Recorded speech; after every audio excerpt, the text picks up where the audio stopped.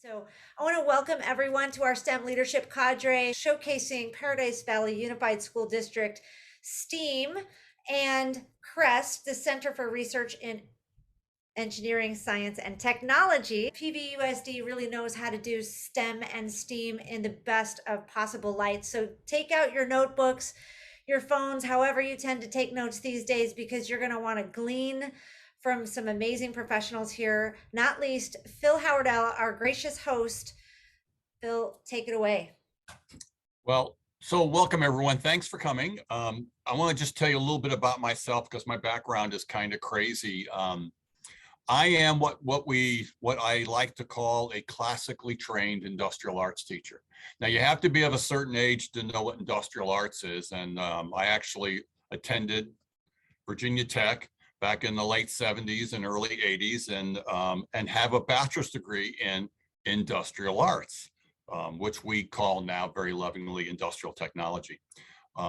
I've taught for 29 years, a stint back in the 80s, and then I worked highway construction. I was a construction manager building traffic signals and street lights and structural steel projects.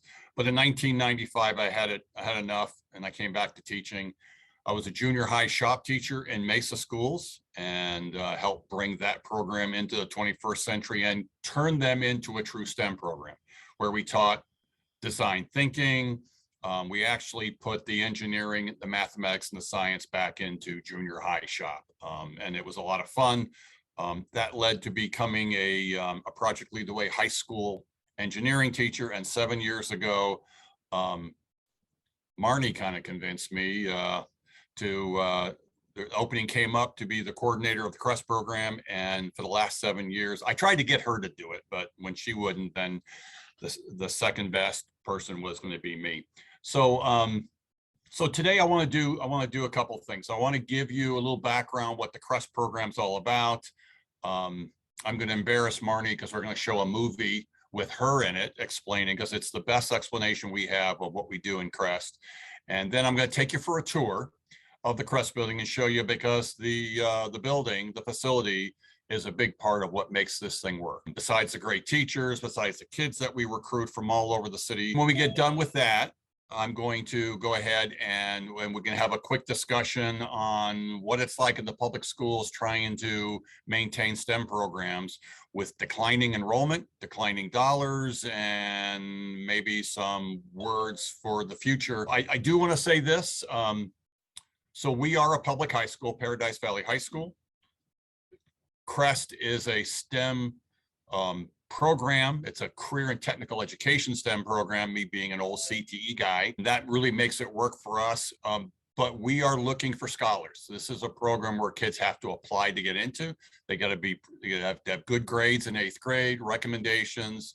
They do an interview. We want to get to know the kids a little bit better. And then we admit up to 50 students each year in each of our 3 strands, which are bioscience, engineering, and computer science. That this short 1.5-minute video is narrated by, without a doubt, the best teacher I have ever worked with in 30 years of being in the education business.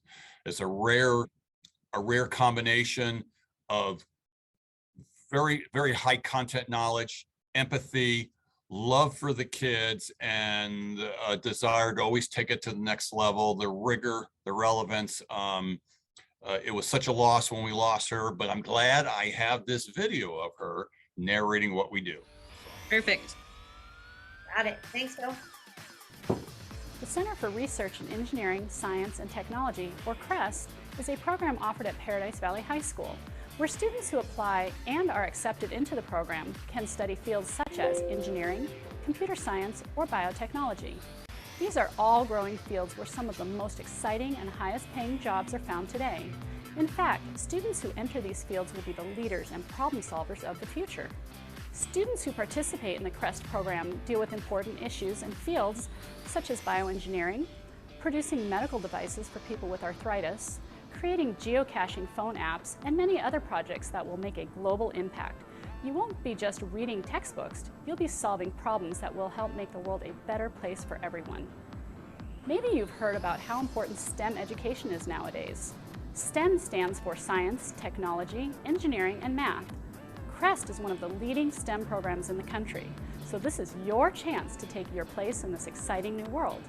If you're part of this program, you might be conducting experiments in laboratories, solving important problems, or enjoying the personal attention you get with small classes.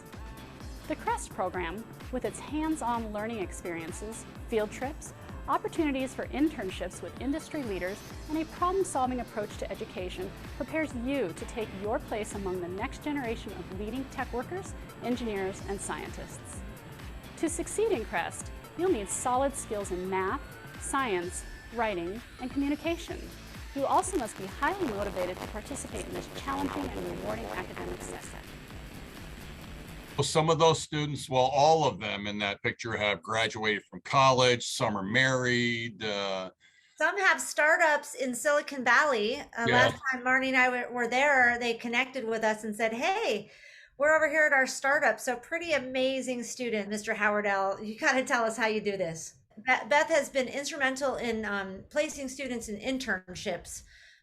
Some students are placed here at Grand Canyon University in internships in STEM in our College of Science, Engineering, and Technology, biomedical, anatomy and dissection, and cybersecurity, machine learning, AI. So all exciting opportunities for students who are studying STEM at the high school level. There's kind of a cafe area here, and this is a great spot because our kids work here in small groups all the time. And when we were here in October, November, our freshmen were working on their projects. They're all over our Phil, hold the phone close to your mouth so we can hear you. Maybe that's where your speaker is. So here we are in an engineering classroom, and this classroom we teach the freshmen and the juniors. So like one of the things I set out is so our engineering is a Project Lead the Way curriculum. And for those of you who know Project Lead the Way, it's the largest STEM program in the country. There's over 500,000 kids taking PLTW classes K through 12. Here is a project where our juniors in civil engineering and architecture, they designed a house for Habitat for Humanity. And it isn't enough that we just redesign homes, but our students are doing all kinds of wall calculations. They are putting together presentations, and they'll actually go ahead and present this to the public to show what they did with their project. So this is one of them. And then here's another one. So this is another very cool project. Let's see if I can do a better job with this. So this is the 9th grade students, and they're learning SolidWorks and basic design.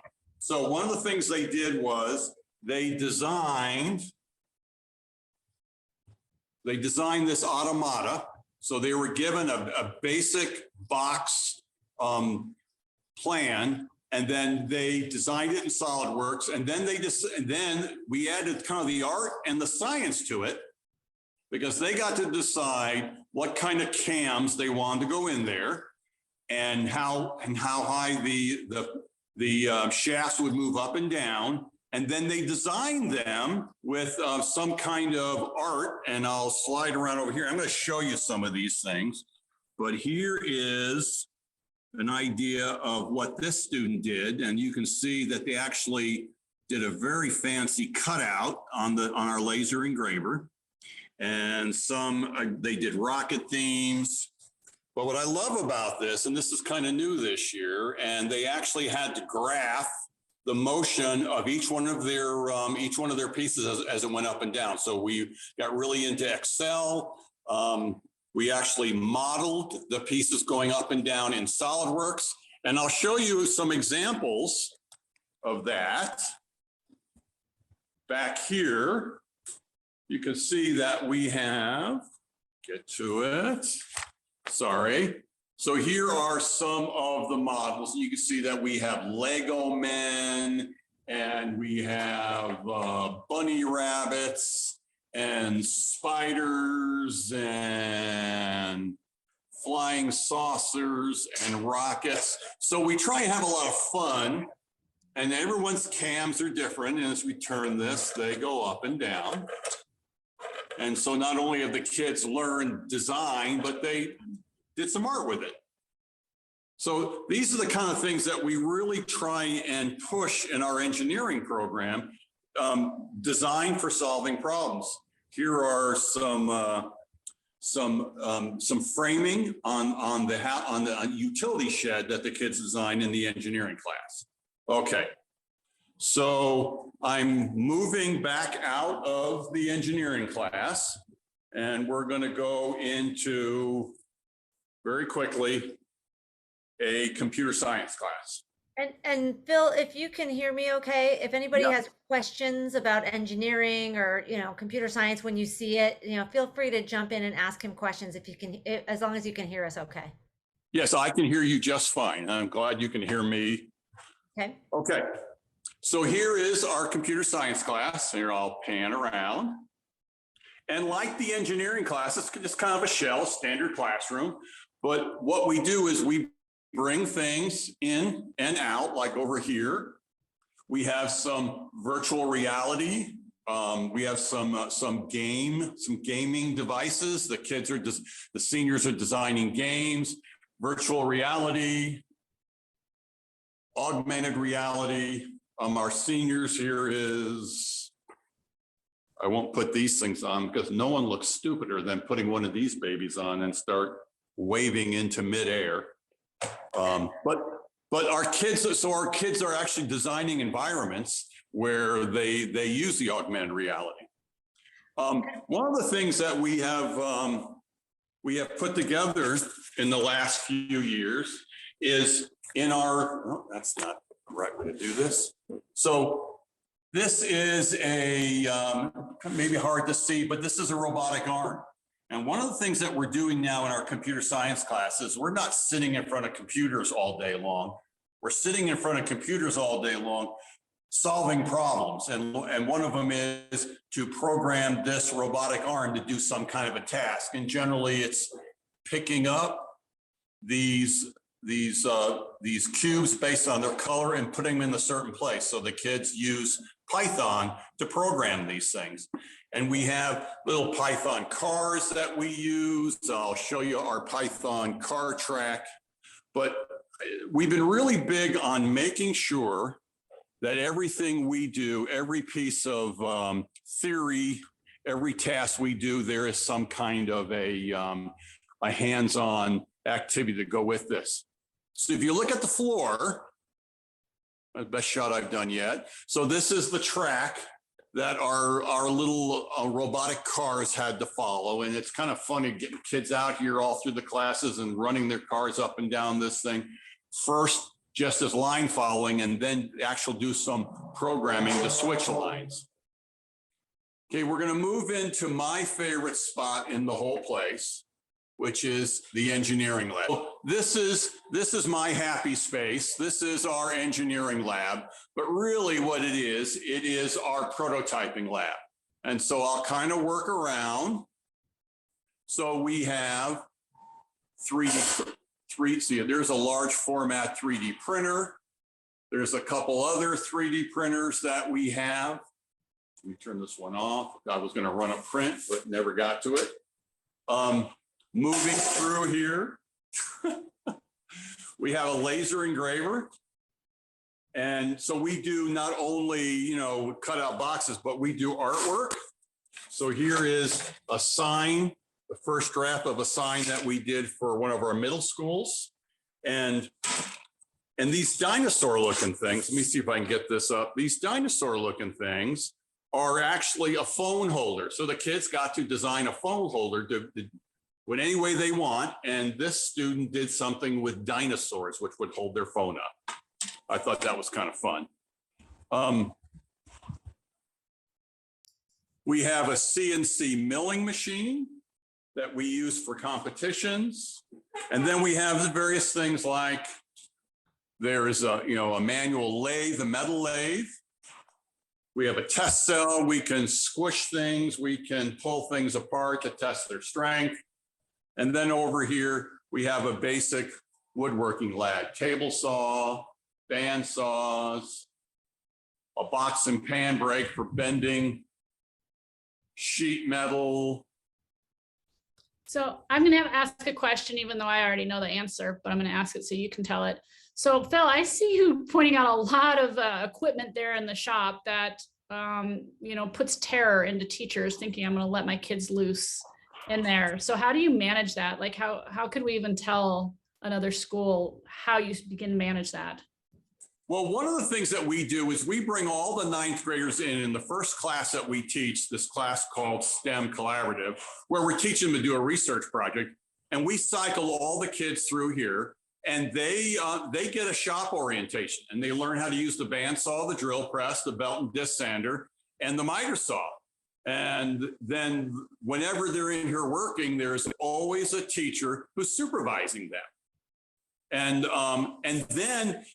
then they have to take safety tests every year. So we have refresher instruction every year, and they have to take safety tests so that they show us that they know what they're doing. And then they always work under the supervision of a teacher.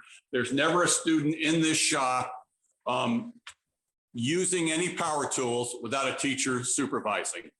And I love it when the teachers aren't available, that I can come in here and do the supervision, because this reminds me of my old shop days, like this really nice milling machine. The only one knows how to use it is me.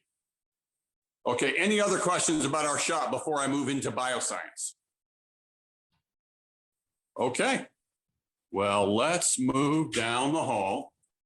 Phil, this is Rachna, and I just wanted to make a comment that I loved it. And I talked to you a couple of weeks ago, and I'm geeking out. Sorry that my video is off. I'm not feeling too well, but I am just really hoping to come and visit here one day. It's pretty amazing. I wish that I had this. Well, you are certainly welcome to to visit me anytime. Just let me know. Hopefully it'll be one of the days I'm in school, because I'm out as often as I'm in, but I'd love anyone to come, and really, let me back up a little bit. The whole point of this is, I want to show off my program, but my thinking is we have a good story to tell on how you can start a high-level STEM program at a public high school. It doesn't have to be an honors and AP program like we decided to do, but it can be done. Especially, it's much easier with career and technical education funds. So I'm hoping that for those of you who are in the public school sphere, that you say, all right, I can do this. And now I know that, and Verado was just here, and they're starting a very similar academy just for kids at Verado High School. One of the things I wanted to show, because I love this room, is we have a presentation hall. And this is a very flexible room that will hold 70 to 100 students.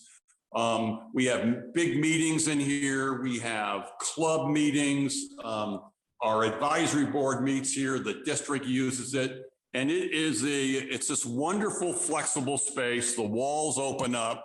And it's this wonderful, flexible space that allows us to do a lot of things. And like if we have a public speaker who's coming in, and we can get multiple classes in here at once. And that was very good forethought on the original designers of this building. So I'm going to come down the Bioscience Hall, and I'm hoping, so I can't do this, but can you see what that sign says? Landry Land. And because this used to be her domain. And so I'm walking down the bioscience lab, and again, I want to show you, we're very much into the arts as part of STEM. In this case, we're using the arts for kids to get to know each other. They create some kind of artwork that explains who they are. And since most of our kids are not coming from our feeder schools, so they're all strangers. So this is a chance for kids to get to know each other a lot more. I also want to come down here, and I've got there's some posters here, and this is from the the cell biology class, their research into some kind of organelle. And I like how they really did it differently this year. They're much more artistic in the in the posters that they're making. And we're getting ready to, almost all of our students this semester will be involved in our symposium nights, where they present their semester-long project to the public. I mean, we may have 300 kids in the small gym on 2 days each, showing just showing people what they did this semester besides all their content. So this is a bioscience classroom. We have 2 of them like this, and Marnie, correct me if I say anything wrong. So I'm an engineering type, so I like to explain bioscience in engineering terms. But we've got 6 workstations in this classroom with about $10,000 worth of equipment in each station. So everything the kids need to work with all the normal things that bioscience students work with, like small critters that you can only see through a microscope, things like germs and algae. And but they're also using things that are much smaller than that. We do a lot of work with DNA and genes. We run electrophoresis tests. Kids are looking at their own genotype. We have a lab where we can test to see if, looking around here, to test to see if a GMO gene is present in some non-GMO food. We do some basic bioengineering and biomanufacturing. Marnie, is this an electrophoresis tank? Oh, I guess Yes, it is. All right. Good job.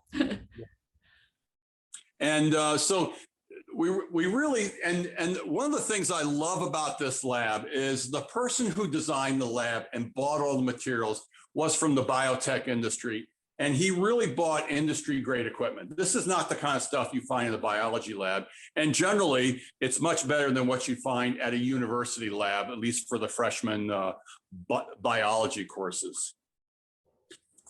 Every administrator in PV history loves to talk about our walk-in freezer. I don't know why, but we have this really nice walk-in freezer, and then all kinds of other big equipment in prep rooms. So, and then we have 2 of these classrooms. Whoa, Phil, back up, will you? Is that the classic Carol poster that I just saw there from Flynn? Yes. Oh my gosh, we This? had it on a t-shirt once. The Carol poster? No, that's on the black it's on and the white. goggle. It's on the goggle cabinet. To your right, the black and white That's a- poster. That's a must-have. Yeah. All right, so everyone do a screenshot. You got the Carol poster there. And then you also have to look up all the memes of it online, which are also pretty funny. Oh yeah? Oh, that would be Oh, yeah. fun. Okay, so we have 2 of these classrooms, and now I'm getting text messages. Okay, and I just want to come by because we have someone working late doing their grades. So everybody say hi to Amanda Cherry. Amanda is one of our Hi. bioscience teachers. Hello, Amanda. Thank you for being there for our students. Oh, you're welcome. Grading lab books, as always, with us biotechy people. And this is an interesting room. We actually have our own conference room that the kids can come in and, what's the word? Conference. So they can have meetings here. And again, this is used by the district. Just was really good thinking in putting this building together. We have just a little bit of everything. We even have our conference room. Who else has a conference room with a couple fume hoods in it? Because we're doing so many experiments that we do them in the hall and we do them in the conference room. That's awesome. Okay, and so we've outgrown this building, and we actually have a computer science and engineering classroom in another building. And those are the engineering classroom. That's where the VEX robotic stuff is, and the games, all the soldering and digital electronic stuff. All of that is sitting in that other classroom. Okay, so that's the tour. Good. Well, I'm I have running. a quick question for you. This is Danelle. How much work do you do, or what do you do as a feeder into your school in terms of getting the word out about what it is and how it works? Are there outreach programs that your students do for younger students, or how does that work? That's a difficult one. Our students are all AP students and honor students. They're involved in career and technical student organizations like HOSA and Skills USA. And then on top of that, they're in drama, they're in band, they're in our AP capstone program. Our kids don't really have a lot of time. There is through the CTSO, HOSA and Skills USA, there is some outreach, but at this point, it's been difficult to get kids to be more involved in the community, especially in our own PV schools community. Mm-hmm. Do you find that that's challenging, Phil, as far as like bringing students from your feeder schools into CREST? Do you feel like if they did more outreach, and I know they obviously don't maybe have a lot of time for that, but is that something that would help? Well, we're not, first of all, we're not having an issue about recruiting kids. We are pretty much full every year. We only accept up to 50 students in each of the 3 strands each year. And we're full. We have there are probably 15 kids on the wait list to get into Bioscience. But the word is out in our district. We finally, for the first time, more than 50% of our incoming freshman class are coming from in-district schools. Last year, 55% of our kids came from out-of-district schools. And, you know, we're getting kids from Basis and Great Hearts and the other charters around. And because a restriction because previously we were restricted from recruiting in schools that were outside the PV high school feeder. That is no longer a restriction because that assistant superintendent has left. And so I ignored that restriction. And we really did a lot more. We really got a lot more kids from our own district. But I think the other thing is that as my job as this district STEM coordinator, we've been able to develop a couple more STEM programs at the middle school. And those have really fed into us. So it's not so much our kids going out, but the fact that we have more STEM programs, at least for now, in some of the schools that we're getting, there's a lot more interest in what we're doing. Yeah, that makes sense. I'm curious because I know TJ High School back in Virginia is under some kind of a lawsuit because of diversity issues. What is the diversity like of your student population and how representative is it of the area? You know what I mean? Like, is it all higher socioeconomic or how does that play out? I would have to say that it is a very diverse population, but it's not diverse socioeconomic status. There are very few kids who come. The feeder into PV comes from a fairly low socioeconomic status neighborhood, probably one of the poorest neighborhoods in Phoenix, what we euphemistically call the square. It's mostly minority. It's the schools in that are all Title I schools, and we get very few kids from those 2 junior highs. We recruit heavily. We go out. I work with the teachers all the time. I make presentations there, but so far we're not getting a lot of kids. We've had some great success stories from those 2 middle schools, but just not enough are coming. So the kids who do come, so 85% of our kids who come in are open enrolled. And like I said, about 50% from outside the district, 50% inside the district, but 85 overall are open. So PV is not their home high school. Yeah. It does tend to be a little bit higher socioeconomic status, but there is a good smattering of kids, minority kids, lower socioeconomic status. There's certainly the boundary is their preparation at elementary and middle school. And what does the male-female ratio look like? It's better. In bioscience, it's about 70% females, 30% males. In engineering, this incoming class is 37% girls, my best ever. And that's great. In computer science, it's about 25%, which a little bit down from last year, but those are recruiting priorities, minorities, and what we in CT called non-traditional are my recruiting priorities. And I certainly go out and try and work with, some STEM groups at middle schools and talk to girls about being interested in engineering and computer science. Sure. One more quick question, not to monopolize the question time, but I'm just curious, do those junior highs that are the natural feeders, do they have STEM programs there? To your No, point? Mm. no, and that's my frustration as the district STEM coordinator, and which leads right into the second half of the discussion here. So we're a district where principals pretty much decide what goes on at their school within obvious some reason. And STEM is an elective. Mm. And at the two feeder schools, there is maybe one STEM section, one class that might be doing a little bit of robotics, might be doing a little bit of coding, but not a real STEM program like a couple of our other middle schools have, which they have full STEM programs. So it is, as the district STEM coordinator, and really that should be a full-time job, but it's not. And so I do that as I can. I have been working to try and encourage principals to add STEM programs at their schools and for me to support the ones that they do have.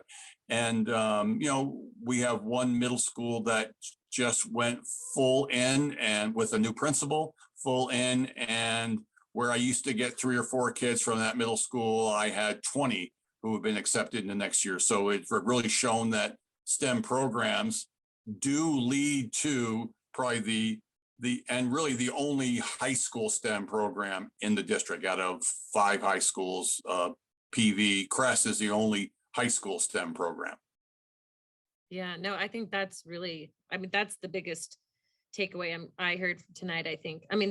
Really cool other stuff going on, but I think the importance of STEM programs at elementary and especially junior high in this case it's interesting. So the bad news is, due to a severe enrollment drop in the district, we have closed 6 STEM elective programs at elementary schools. So those teachers have been reassigned to other things, have left teaching completely. Again, at each school, it's a site decision on which pullouts or electives that they have, and art and music is the holy grail and will never go anywhere. So when something had to go, and I get it, because we don't want to have larger class sizes to save an elective. So we lost 6 programs, 6 really thriving programs that I spent a lot of time with, and some principals are thinking, all right, well, maybe I'll use ESSER funds to bring some things back. And the silver lining could be that if those principals are serious about having STEM, then they'll do it in the regular classroom as opposed to doing the pull out.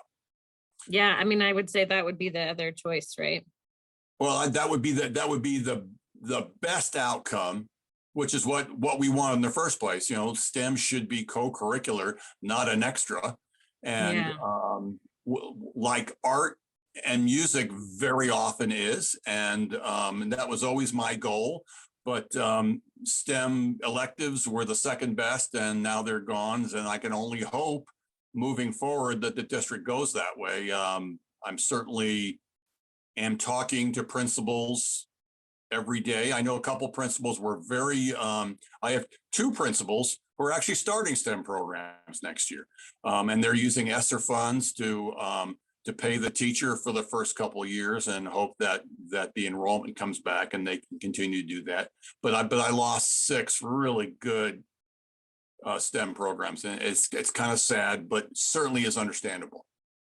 And I would say, Phil, the other takeaway that I hear you mentioning a lot is your relationship with the principals and how critically important that is. I know in the 2 districts that we have district-wide programs with, that is key to getting, you know, wide adoption and like just support for teachers and what they're doing. So I commend you for that. And I think that that's important. It's an important role that you play for sure. Well, thank you. And my wish was always that I had more time to do the STEM stuff. The CREST job is very administrative. I'm poring over spreadsheets. I'm watching graduation. I'm helping with all the purchasing, chaperoning trips, and the CREST job is full time. And the district is recognizing this now. And my replacement, who we've hired, will be 90% CREST and 10% STEM. And we have hired a science curriculum specialist who's going to pick up some of the STEM stuff. I don't really know, but what we really need is a full-time STEM person to continue working with principals and then working directly with teachers, and which I tried to do a lot of, to that encouragement, because my big thing is, let's reduce the cognitive lift that teachers need to do if they're going to do STEM in their classroom. Let's provide them with materials that are turnkey. Let's provide them with people in their classroom who've done it before, who can walk them through the first time. Because to me, that's one of the biggest things that keep teachers from doing things, is that first time doing it. Yeah. And I will say too, in our experience, beyond like the materials and the lessons ready to go, I think probably the most critical piece of that is the teacher slide deck that's already made too. Like that seems to be like gold, right? Like that's also a critical piece of that. Well, and so another piece of good news along that way, we held our first district science fair this year. We've always held a high school science and engineering fair. No other high schools are in it but PV High.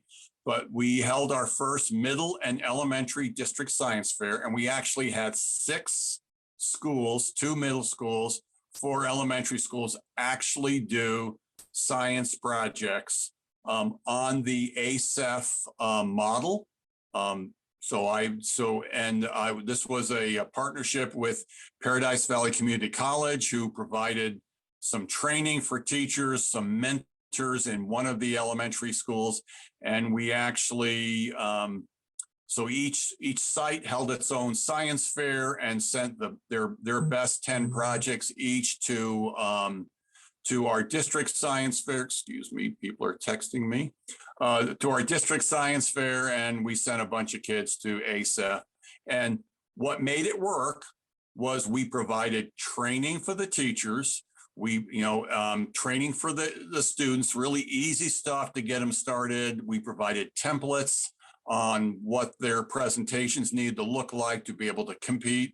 We did a lot of the background work, and all they really needed to do was focus on mentoring the kids through the process of putting together a science project and doing the testing and the analysis and getting it ready. Very cool. Congratulations. That's a big win.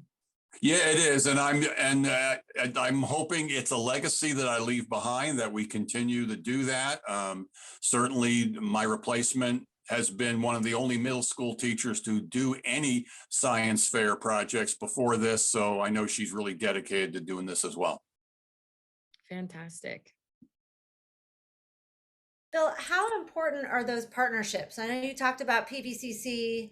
I know that Grand Canyon has a partnership with CREST in particular, but how important do you see partnerships in order for teachers, like the regular, even the 6th grade teacher, to bring STEM into her or his classroom? What's the role of partnerships and how important are they? Well, I would say that they're vitally important, because what the partnerships do, the students and the teachers get to see there's more than just their site. And for the students, it's more than just their classroom.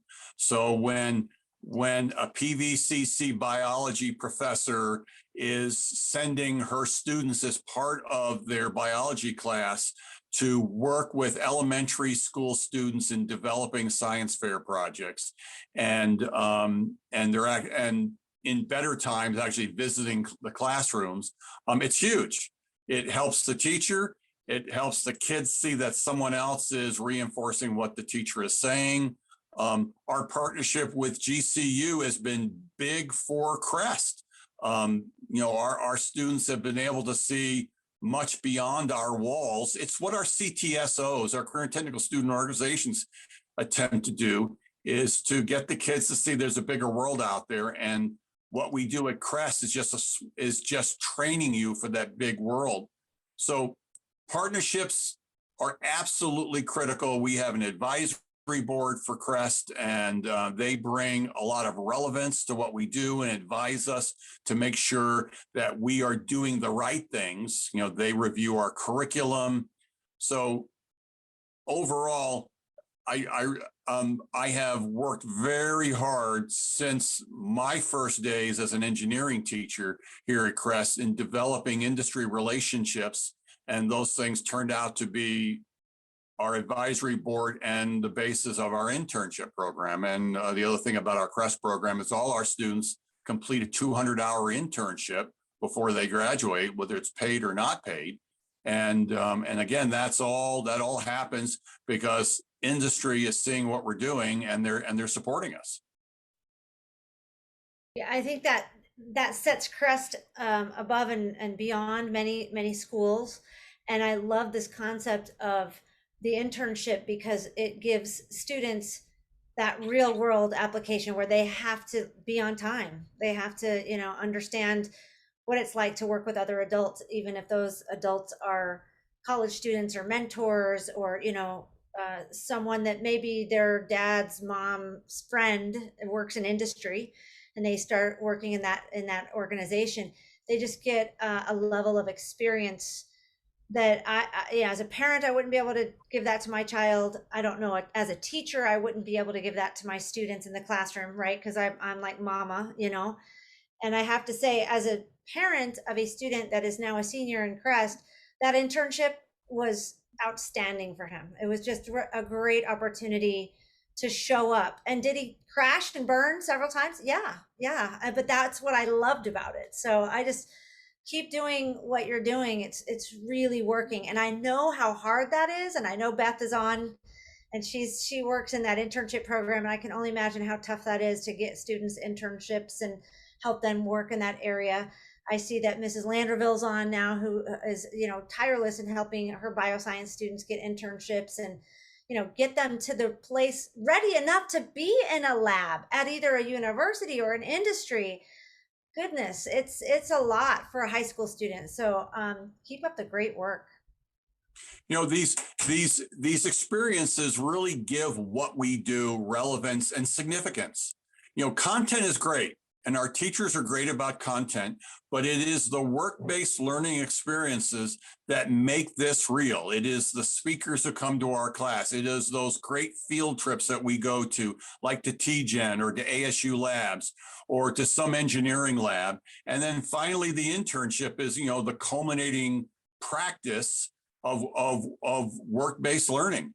One of the things I got to give our district a lot of credit for, we have a full-time internship coordinator in Beth Glady. She's a teacher and it is a class, and there isn't another program in our district who has a full-time teacher who's not in the classroom, but helping to run the program. And we couldn't do this without an internship coordinator. And certainly Beth has taken that to the next level and really expanded. And what Beth always wants us to say is, we don't give kids internships. Beth helps the kids find them. The kids apply for them. We don't have a menu where we offer A, B, or C. No, we make the kids work for it and find the job themselves. And I think that's a big part of making this much more real.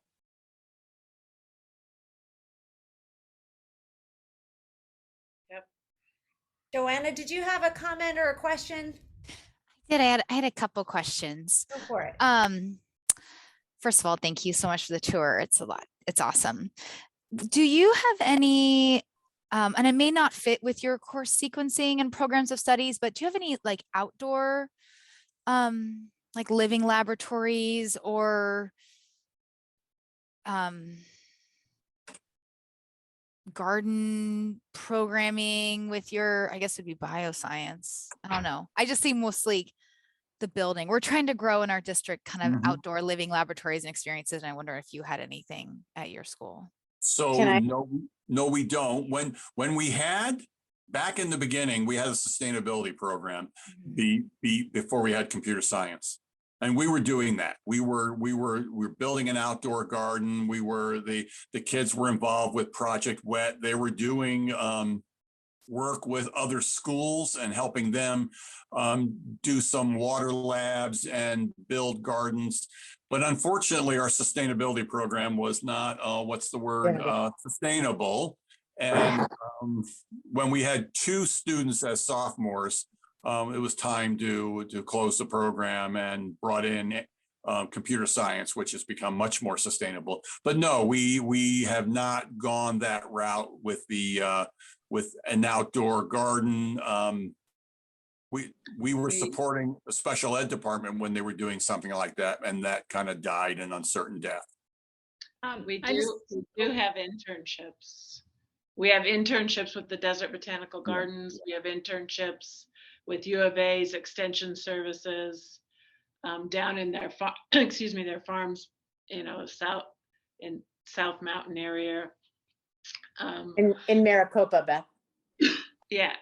Well, they're not that far. They're south of Baseline is the farms we were at. And we also have had them help with after school programs that have community gardens, and they've helped the kids there. So they a little bit that way, but not classroom experience. And Johanna, I'll say at Monto Elementary here in Tucson, we have one of the best gardening programs in the country. And it has won awards nationally. I'm not just claiming that without evidence, but it is really good. And also the U of A has a community and school gardens program. So I could certainly hook you up with Moses Thompson from U of A if you want to pick their brain or see some of what they've done. Well, you do a lot of our schools in the elementary use a lot with the master gardening program in U of A and does that. We're Okay. really looking and pairing with the McDowell Thorne Conservancy and the Parsons Field Institute and bringing living laboratories to our high schools, 20 by 20 spaces. It's kind of a project we're doing now. And I just want to know if anybody else had done that more at the high school research You're level. probably better off looking at FFA programs then. I mean, those would be the spaces that would have, I mean, it's the best STEM program that's been around for decades and decades. When people say, what should STEM programs look like? I go, oh, well, you have a fantastic model that turns immature freshmen into well-spoken leaders by the end of their high school career. So Future Farmers of America, I would really encourage you to reach out to some of those folks because they definitely have labs just like that related to what their programs are doing. I would do just have kids with the Parsons Field Institute as well, doing invasive species research and helping with some of their community outreach. So we've had them, I think the last 3 or 4 years, we've had students with them. Yeah, as we're well. doing a new partnership with each, there's a scientist assigned to each high school and providing all that. So, but just neat. wanted to really look and see if anybody had built out kind of a 20 by 20. And we're also looking to make these spaces meet the national research criteria. So, which would be maybe not in year 1. So I don't know, just I sometimes like to see people have done it first. Why not? Yeah. I really appreciate your website as I've been perusing and looking at your program of studies and the course sequencing. And it, I love that it looks like you require all of your students to take 4 years of science in addition to the CREST. Do they really meet everything they need to graduate without summer school? Yes. Block schedule. So well, one of the reasons why that works for us is PV High School is on a block schedule. So the kids take 8 classes a year, 4 in the fall and 4 in the spring. So they can earn 32 credits. And since CREST is an elective program, they are able to get all their science, all their math, and most of them end up with 6 math courses because we do require them to take an AP Science and an AP Math, depending on the strand they're in. And so the kids are able, and then on top of that, like Gluttons for Punishment, they take honors and AP Social Studies, and we actually have the AP Capstone program. at PV High School. So they're going kind of nuts on these things. But yes, they're able to take our program, graduate in 4 years, and not take any summer school. The block scheduling made sense. I was like, calculating, like, how does this happen? I had one more question. How many of your teachers are most of your teachers only CREST teachers, or do they also service like all other students? Like, how many preps do your teachers have? I can answer Well, that. Okay. Yes, we're all pretty much all CREST students. I used to teach AP biology, but I don't have room in my schedule anymore. So that's gone back to the science department. And then one of our computer science teachers does teach some of the basic computer science classes, networking classes, and she does have a period of travelers, but she does have predominantly CREST students. But the engineering teachers are all CREST, and the bioscience teachers are all CREST. And we pretty much limit the teachers in general to 2 preps a semester.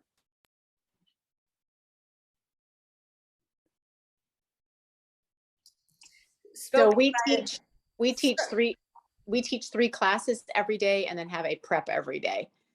And so having like more than 2 preps is a lot. I think we all have 2 preps during the day, and we're unique. A lot of the other teachers at our school, they'll teach the same classes in the spring semester as they did the fall semester. It's just kind of wash and repeat. We all have 2 different preps in the spring semester. So technically we have 4 preps a year, but we're actually only prepping and teaching for 2 different classes or 2 different preps a semester. Thank you, Michelle. And I don't know if Joanna, Michelle is the bioscience teacher. So in case you're wondering, like, who's this person jumping on, right? So glad you could join us, Mrs. Landerville. It really helps. What other questions might you have? Anybody have any more questions about how to build a program that's this awesome?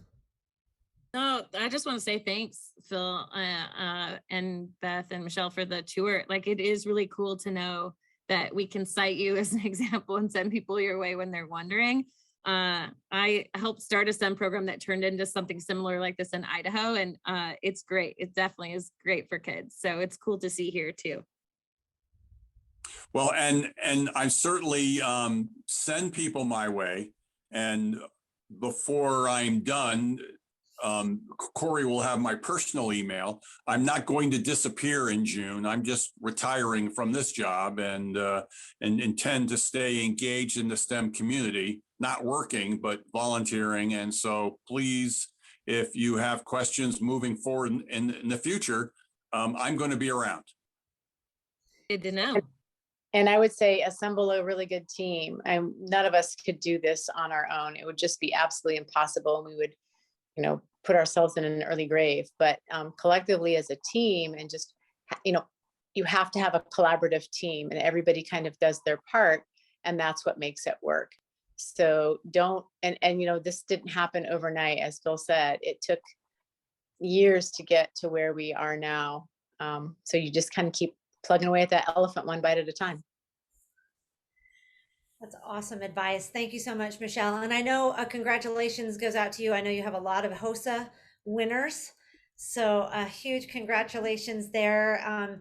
These students, and then Phil started off the meeting today talking about Skills USA. We have at least one in cybersecurity. So I'm very impressed with your computer science program, and I'm quite sure you'll have some engineering winners as well in these state competitions. And I think you put that beautifully. It's about the team, right? The team is what makes any program, but it's particularly with STEM, it's that interdisciplinary team, because you're dealing with all 4 and sometimes 5 with the A, right? So science, technology, engineering, art, and math. You've got to have expertise in each one of those areas and an ability to work with one another, because that's where the secret sauce is, if I might say so myself. Phil, any last closing words as we let everybody take off on their evening tonight? No, except all I want to say is thank you. I'm honored that you would want to see what our program looks like, and I'm hopeful that this was helpful in some way. And please contact me if you have any other questions or would like to talk more about it.